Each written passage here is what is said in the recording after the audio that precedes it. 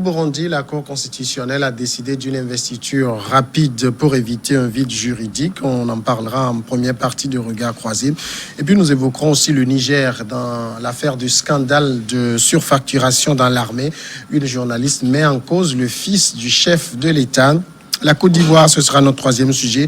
On parlera de la présidentielle. Charles Blé Goudé veut avoir son mot à dire. Et puis le Togo.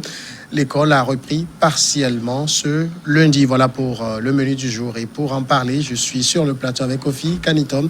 Il est acteur de la société civile. Bonsoir, Kofi Kanitom. Bonsoir, Samuel. Bonsoir à toutes les téléspectatrices et téléspectateurs de New World TV. Et bonjour à mon ami avec qui on va échanger sur le plateau. Sossou, acteur politique, conseiller municipal qui n'est pas journaliste, il faut le préciser. Exactement, beaucoup de nos citoyens tendent à confondre, ils pensent que nous sommes journalistes, personnellement.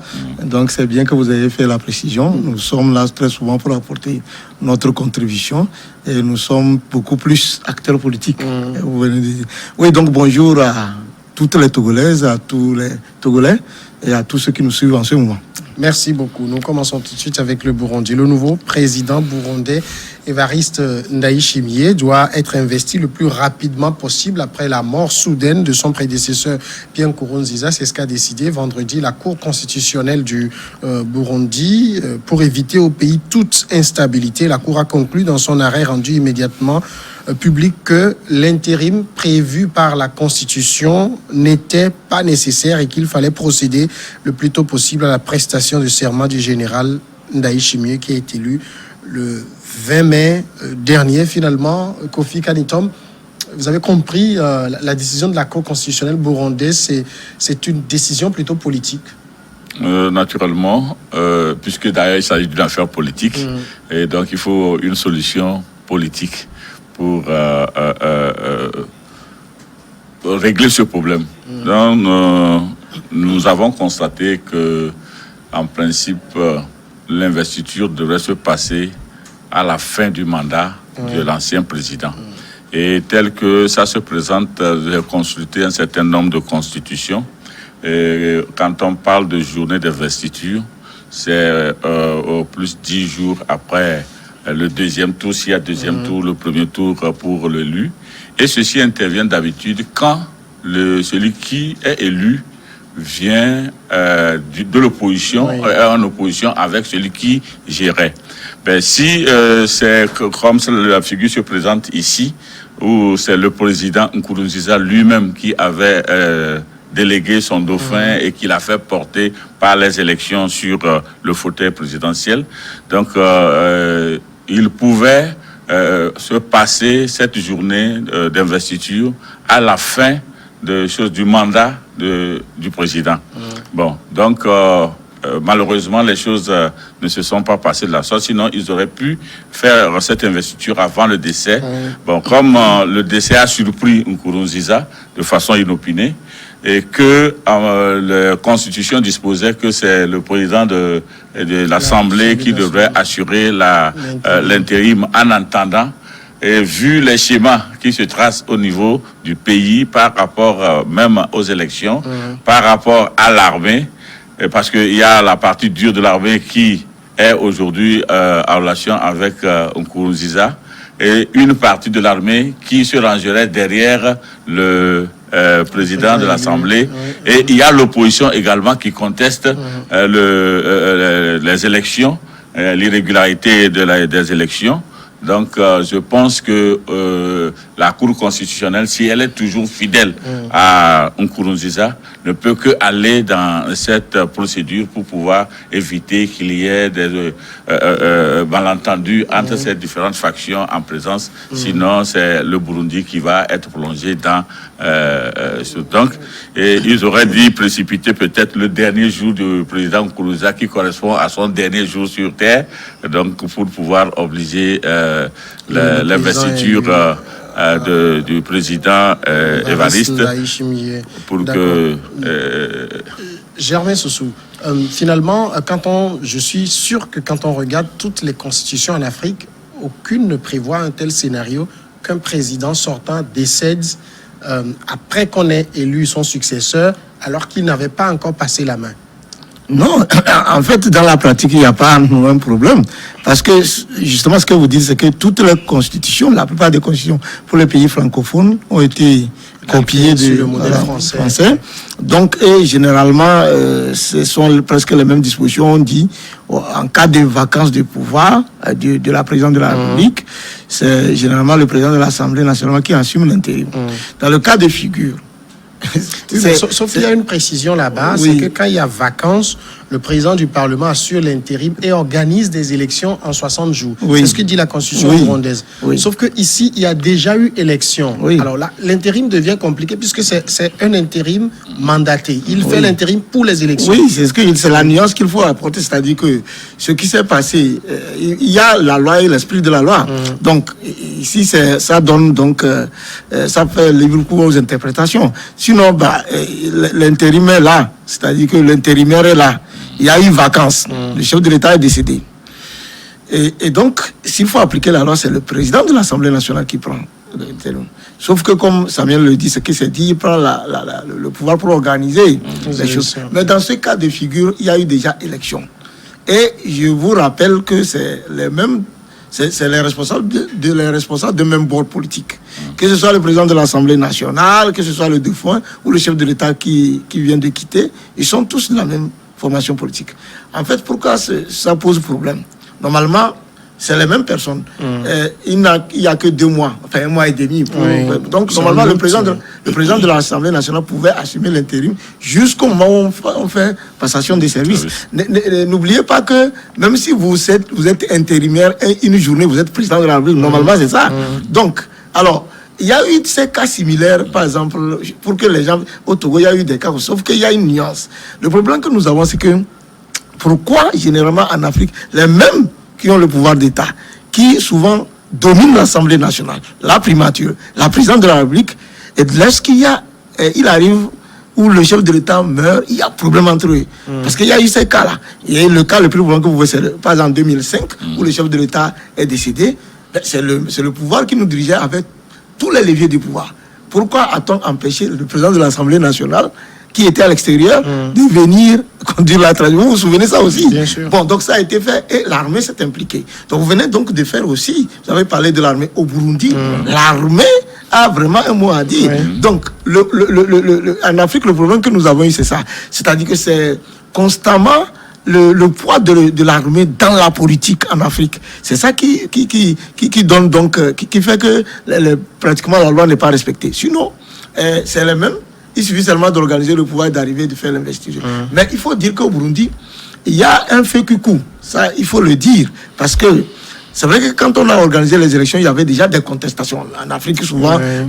Et puis, c'est devenu vraiment un mode, puisque la démocratie, on veut que la démocratie passe par les urnes. À un moment donné, les chefs d'État qui sont au pouvoir, pratiquement en Afrique, ont trouvé un moyen pour toujours rester, pour habiller ça des élections de la démocratie. Mais en fait, on sait que c'est des magouilles qui s'organisent. Donc, eux-mêmes qui sont à la tête de l'État, ils savent que c'est comme ça qu'ils organisent les élections. Donc, entre eux, il y a souvent des clans. Il y a des clans. Donc, le président de l'Assemblée qui est là, et la classe politique a peur que si jamais il devait prendre le pouvoir pendant 1 mois et demi, il se peut que des choses puissent changer. Non. Et surtout que certains aussi veulent qu'on reprenne totalement les élections. Bon, voilà un peu la situation. On sait que Évariste Ndayishimiye, c'est vrai qu'en matière de Dauphinat, c'était pas le choix numéro 1 de Nkurunziza, c'était plutôt le président de l'Assemblée, mais l'armée l'a imposé. Alors finalement, on doit comprendre qu'au sein du bloc présidentiel, c'est pas si soudé que ça. Il y a des scissions. Bon, est-ce que c'est des scissions? Moi, je pense que c'est également une question de qui peut être là et faire avec moi comme je fais. Parce que, effectivement, comme vous l'avez soulevé, lorsque le président de l'Assemblée était choisi, il y a eu des supputations qui frisaient que c'est un monsieur qui n'était pas totalement d'accord avec les principes de Nkurunziza. Et on avait trouvé également que Évariste était la personne qui pouvait suivre et conduire l'idéologie de Nkurunziza puisque Nkurunziza lui-même ne s'attendait pas à mourir, il voudrait aussi quelqu'un qui puisse se plier à ses exigences, puisqu'il était devenu lui-même, comme il le disait, le guide suprême de choses. Donc, il faut savoir avec qui composer. C'est en politique, parce que quand vous ne savez pas avec qui composer, tout de suite là, on peut vous lâcher. Vous avez constaté dans certains pays, il y a eu des chefs d'État qui ont dû même comment on appelle chez Mugabe, quand il avait réussi à laisser l'autre venir, il pensait qu'il allait être dans de beaux draps, mais quand celui-ci est venu, il a pu faire tout pour ne plus suivre ce qu'il faisait, et il a repris une autre chose. Donc quand des choses comme ça arrivent, les chefs d'État sont en alerte et veulent se protéger. Tout ça là également découle de la manière dont ils ont régné. Et si le règne avait été un règne qui était très pacifique, qui composait avec tous les bords, je pense que ça ne devait pas se passer. Et ça prétend aussi, ça amène à prétendre que il y a autour du noyau dirigeant des divergences de pensée et de vision. Donc, ça fait que toutes les visions ne sont pas uniformes. Il y a d'autres qui sont plus fortes que d'autres et qui combattent ceux qui sont faibles, et on ne leur permet pas de pouvoir un jour arriver là-bas pour imposer leur vision qui est contraire à la vision. Et comme l'avons su soulever, il y avait un des généraux là qui était pour le président de l'Assemblée nationale, qui n'était pas du tout d'accord avec Nkurunziza dans tout ce qu'il faisait, et qui appuyait justement le président de l'Assemblée. Et donc, il y avait lieu de voir que si ce monsieur venait pour un mois et demi, c'est beaucoup, hein. On peut tout transformer en un mois et demi, en quelques jours. Donc, ils pouvaient venir et puis commencer par imposer leur vision qui ne transparaissait pas. Donc, il fallait rapidement l'arrêter dans le cours droit de sa progression et mettre celui-là qui peut encore venir à sa place. Et puis, Nkurunziza étant parti, certainement que il y a des gens qui se disent, si nous ne maintenons pas le pouvoir dans la lignée, nous serons un jour interpellés par rapport à certaines actions que nous avons posées quand celui-là était là. Donc, quand on suit quand même la décision de la Cour constitutionnelle, il y a un point sur laquelle la Cour semble avoir raison, c'est qu'elle considère que l'objet de l'intérim disparaît par le fait juridique de l'existence d'un nouveau président élu. Oui, c'est une jurisprudence. Vous savez, c'est vrai, quand vous écoutez l'interprétation, ça tient. Ouais. C'est-à-dire que si nous devons faire le trancher, c'est pour cela que je vous disais tantôt que ça tient d'autant plus que c'est les mêmes personnes. Ils sont de même bord. Si c'est qu'il y avait eu cohabitation, le problème se serait posé d'une autre. Mais quand vous écoutez l'explication, ça tient. Mais il y a le groupe, mais il y a les individus. C'est-à-dire que celui qui est président de l'Assemblée, il a été président de l'Assemblée, il n'a jamais été président de la République. C'est une question aussi d'honneur. Donc, même si j'appartiens à votre famille, je voudrais bien être président de la République jusqu'à l'investiture. Sauf que nous venons de dire qu'il y a des choses qui se cachent derrière. Oui, je disais tout à l'heure que c'est une jurisprudence. Et est-ce que vraiment elle est légale, ce qui va se passer au Burundi? Est-ce que c'est légal? Est-ce que même c'est pourquoi il se précipite à vouloir introniser le nouvel élu? Est-ce que ça ne sera pas justement la clé qui va déclencher les hostilités là-bas? Donc, dans le pays, oui, parce que vous savez que nous discutons de la décision de la Cour constitutionnelle, mais nous n'avons pas encore débattu véritablement de quoi est mort, comment l'appelle-t-on, parce que le problème c'est quoi? C'est-à-dire que tel que les choses se passent actuellement, quand vous allez vous posez la question sur sa mort. Vous venez de dire que est-ce qu'il était lui-même préparé à mourir? C'est vrai que personne il n'était pas, il n'était pas si malade. Les présidents, ils ont des médecins, tout ça là. Mais la façon dont il est parti aujourd'hui, avec ce qui se passe, vous pouvez vous poser des questions. Alors, c'est pour vous dire que le président de la République qui meurt a des partisans. Parmi eux, tous ceux que nous venons donc de citer. Mais ceux qui veulent aussi que le nouveau vienne tôt, ils ont des partisans. vous avez l'armée aussi, même qui n'est pas, qui semble être une, mais qui n'est pas unie. Il y a, qui n'est même pas du tout. Il y a même un certain nombre de hauts responsables de l'armée qui sont de l'autre côté suite à tout ce qui s'est passé lors du deuxième mandat. Et donc, c'est la poudrière. Alors, mais au-delà, ce que je voudrais dire, c'est que, vous savez, le cas du Burundi montre à suffisance qu'en Afrique, le pouvoir ne vient pas de la base. C'est-à-dire que le pouvoir ne vient pas des élections. Autrement dit, vous voyez ce dont nous sommes... Où est le peuple dans ça? Ce que nous sommes en train de discuter. Où est le peuple? Et pourtant, c'est lui qu'on conduit. Donc, vous voyez un chef d'État qui meurt, et on dit, bon, voilà, la loi dit ceci. Vous avez l'armée qui est tapie dans l'or. Vous avez des politiciens qui font... Donc, finalement, le peuple, est-ce qu'il a vraiment... il choisit? Non, c'est le véritable problème qui se pose. Moi, je pense un peu que le peuple, quand il fait son choix, il reporte ce choix sur la personne qui serait apte à les protéger contre tout aléa donné.